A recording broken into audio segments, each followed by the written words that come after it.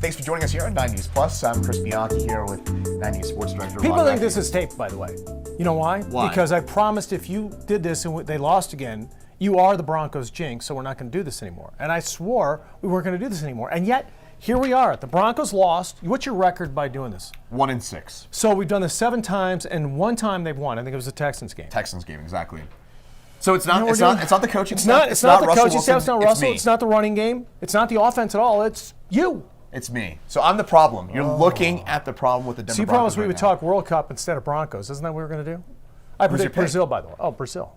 Really? With an S. People need to learn to spell it. That's In true. Brazil, they spell it with an S, so I don't understand why everyone puts Z. It should be an S. Brasil. And why do you think Brazil's going to win? Give us your Neymar. Neymar. And you don't like him. I think they're deep. They're deep. It's all they care about. But Argentina's Brazil, deep. watch. There's Okay, we'll other see. things. We'll see. I promise we're not going to play talk this too much back. World Cup. Okay, let's go Broncos. Yeah, let's go Broncos. Speaking Do we football, have to? right? I mean, honestly, I probably would rather talk about the World Cup at this point. But the Broncos once again suffering another defeat. Maybe the only good thing is they might be playing the one team that might be in a worse situation than them now. You mean the team who already beat them once? Good point. You mean the team who's won 5 straight against them? Good I mean, point. it's brutal. The Titans game, I really think was the last must win. I really did, because I thought they would win that one. I thought, although I did pick them, remember I predicted the Titans won, but that was supposed to be the reverse jinx, didn't work. I think they would have, the Titans, Raiders, Carolina, I thought they could have won those 3 games, got above 500, got a little winning streak before that juggernaut finished to their schedule. Now they've lost that one. They more injuries. I mean, I know injuries are part of the game, but this has gotten ridiculous. And now they've got a Raiders team coming in here who's a desperate team like the Broncos, and I just think I think they're really in a tough situation right now. There's no momentum. Injuries. They're backing up backups now. I mean, it really is. It's as disappointing a Broncos season. I mean, I've been here 23 years now, and this is as. I mean, I know the reason I put it maybe number 1 is because of the expectations. They've had seasons that are worse. I mean, they got Von Miller at second round, second pick overall. They've had seasons that are worse, but not with expectations like this. And that's why this season is so incredibly disappointing. It is. It's been a bit of a soul-crushing season, at least so far. That said, mathematically, the Broncos, I guess, are still Not winning. realistically. I mean, In the locker room, it sounded like, right? They know. I mean, they may right? put on that face. I mean, it's tough. They're just and they're. I mean, every game's been close. Right. I'll give them that. Every game's been close. Hackett had some great bite, I think, on Monday, talking about we're not here to lead the NFL in close games. They've been close. They've been in every game. They really, every one of those games, they at some point in the game should have won the game. They were the mathematical favorite to win every game. 9-0 had they done what they were supposed to do. So another fun fact is had they scored 18 points in every game this season, they would be 8-1. Wow. I mean, that's how good their defense has been. Best defense in the 18 NFL. points, that's it. Yeah, that's it. Because a lot of their losses are those close little losses allowing 17 points. A couple times they've allowed 17 points, 16 points. They're averaging 14 points a game. They have the worst offense in the NFL. They have the best defense in the NFL. And they're still losing all these games, Yeah, finding I a mean, way. it's just the defense is trying. The offense isn't able to come through for them. Okay, I mean, so I guess now with maybe a bit more of a broad picture in mind, right? Okay. 3-6 team against a 2-7. If the Broncos lose this at home against the Raiders on Sunday, what happens on Monday? No, there's been a lot of speculation that Hackett's. I mean, you look at this now, and you hate to say this stuff because you can see especially if you know the guy, he's a good guy, right? And he was one of the hottest coaches coming in here as far as new coaches, high expectations, much like Russ. But you are what your record says you are. And they're struggling. If they lose to a 2-win Raider team, that would mean the Raiders have 3 wins this year, and 2 were against the Broncos.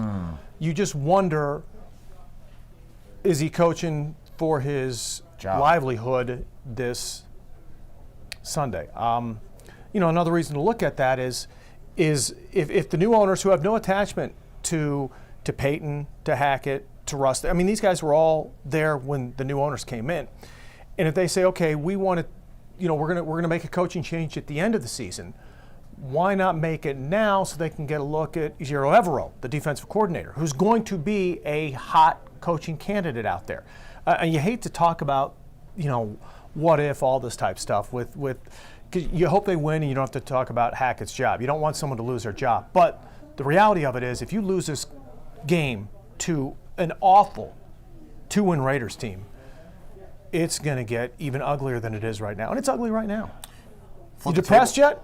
Well, I have been all this season, but now it's almost a little liberating at this point, because the Broncos aren't going to be what we all thought they might be heading into the season, to your point. That we're already disappointed. I want to point out something on the injuries too, because a lot of people have used that as an excuse, which it is, but every team deals with it. But I want you to look at this. The defense has lost Justin Simmons twice. He's your best player on defense. They've lost Bradley Chubb. He's now playing for the Dolphins. And yet their defense the next man up has still stepped up on defense. Their defense is still killing it. The offense has to find a way to be better. And I know it's the offensive line feels like it's Dalton and some other guys on the line now with all the people that are banged up. But somehow they've got to figure it. They have to figure out a way to win. Like you said, the locker room, somehow they're still seem to have a positive attitude, but you got a really brutal finish to the schedule. You've got to beat the Raiders, and you've got to go on the road and beat Carolina. You're not making the playoffs, but at least just for some sanity's sake. Yeah, then you're talking about maybe a 6-7 win team. Maybe it's a bit more realistic. Like right now, so the beginning of the season, the Broncos were predicted to win 10.5 games. Right now, they're at 6.5. I don't know if there's 4 wins left on the schedule, but that's what the folks in Vegas think right now. And I mean, to your point, if they don't win this week or next week, where's the win in the rest of the schedule? Well, I mean, if you're going to look for the 4 wins, it's these next 2 weeks. Arizona comes here. Okay. And then you play the Rams and Chargers at the end of the season. You split that. There's your 4. That's how I look at it, as 4. Okay. But again, you ain't getting to the playoffs. But at least you're not giving Seattle the early draft pick. Remember, that's always the good thing about being bad is you get that early draft pick. Now it's bad about being bad because that early draft pick goes to Seattle because of Russ. I mean, on the positive side, at least they're not in the same conference, right? So there's no positive. It's not positive. It's brutal. You can have that early draft pick and you're gonna have to give it away. Oh, win some games. Don't give Seattle that pick. Another positive. Okay, you just keep trying for the positives, and I keep shooting you down. The Broncos beat. It's a bummer. The Niners, right? They did. No, it's which is anything's possible. Whose first round pick they got. Yeah, it is. That's true. Yeah, you need the Niners to lose because that's the pick you have now. Yeah, and they're good, and they keep winning. Yeah, and they got Christian McCaffrey now. Yeah. Turn the tables a little bit. If the Raiders lose, is Josh McDaniels, our old friend, in trouble? I mean, he had a press conference earlier this week when he talked about, I'm not going to coach that way. I'm a new coach, and just do what I do. I'm not going to worry about my job. There's a couple things to look at there.